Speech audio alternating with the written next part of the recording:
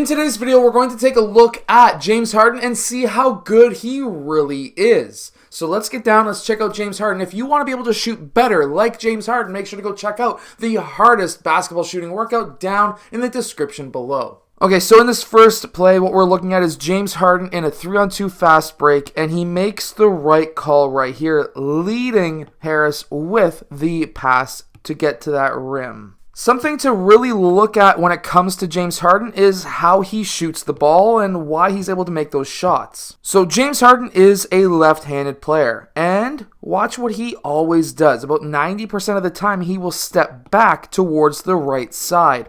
If you are a left-handed shooter, guess what? By stepping back to that right side, it gets your left side in line with the net much faster and easier, which is why he's able to hit these shots over top of so many defenders. We can see that close up right here where he pushes off and gets his left arm, shoulder, and elbow in line, and with his high release, it's not exactly an easy shot to block. And guess what? That's not a foul these days. At least in my opinion, it's not a foul. He didn't exactly get hit, but if you are a defender, guess what? You cannot make any kind of contact with the shooter, so if the shooter flops, like we see here, he's going to get the foul call. We see that here once again. Anytime that you have a left-handed player who's doing a quick step back towards his right side, don't just stand there with your hand down. You're going to be getting that shot in your eyes every single time. Again, if you're a right-hand or a left-handed shooter, go towards your right side. If you're a right-handed shooter, step back towards the left side. It's going to give yourself a much faster shot. There's a massive misconception with basketball, and that is that you have to run at full speed at all times. As we can see here, James Harden is going at a quick rate. He's not sprinting by any means, but he's not walking either. He's more of a light jog towards the basket, trying to set up the defense to make it look like he potentially could be scoring the basketball here. But by going at a slower pace, you're getting defenses on their heels, and they become stagnant on defense. And when that happens, you can set these drop passes to teammates who are in the middle of the key for, of course, easy layups. However, there are times where it is a good idea to go at full speed. Here, he's going off of that screen, and guess what? He's attacking right after that screen because his man went over top.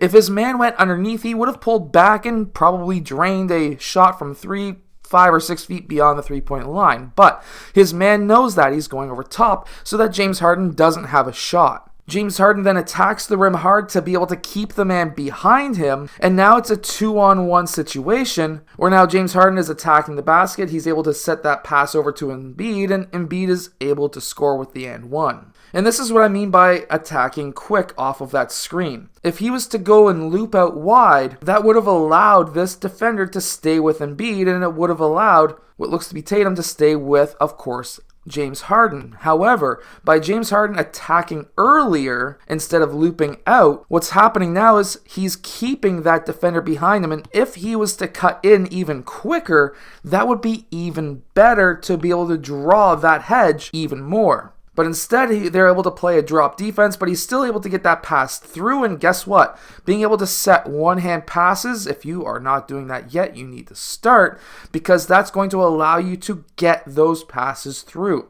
If James Harden was to collect with both hands and then pass, guess what? He wouldn't have been able to have time to pass it. Also, by passing with one hand, if all of a sudden this player moves out to disrupt that pass, because you're passing with one hand, as long as your hand doesn't go underneath the ball, you can continue your dribble, and he would have been able to continue to attack or potentially draw another defender for the kick-out pass. So one-hand passes are something that you should be doing as a player. It doesn't matter what age you are at. One-hand passes are very, very important. So in a previous video I was doing on transition basketball plays, this is something that I actually broke down. Not this exact clip, but this strategy that James Harden used here.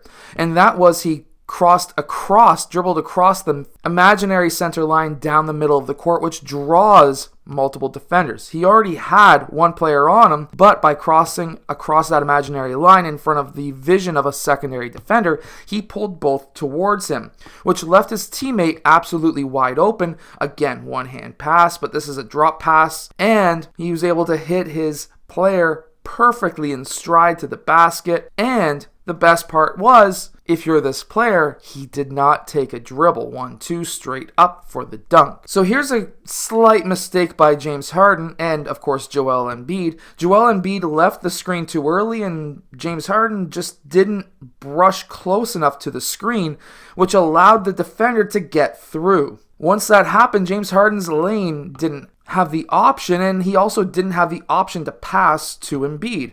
So what did he do next? A one-hand pass to the wing for the wing player who could have potentially shot that ball if he wasn't afraid to get blocked. But this is a mistake that a lot of players make. They leave the screen too early and they don't brush close enough to the screen to make it effective. So I just wanted to point that out.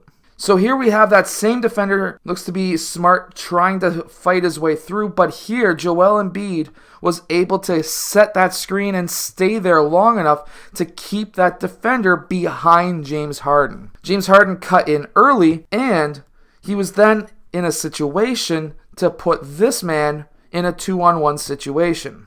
At that point, he was able to then, of course, attack the basket, get that ball to Embiid, who, of course, got the and-one foul, in my opinion. So here we have a man posting up. Clearly, the Celtics are running a zone defense, and I really want you to focus on James Harden. He doesn't just stand there and do nothing and allow Joel Embiid to have fun. He gets to an open spot, especially when there's a double team down in the low post, and Embiid is able to get that ball out to James Harden, who's able to drain that three. I hope that these tips help you become a better basketball player. Make sure to go check out my hardest basketball shooting workout down in the description below, and I'll see you guys again next time. Hit that like button and subscribe.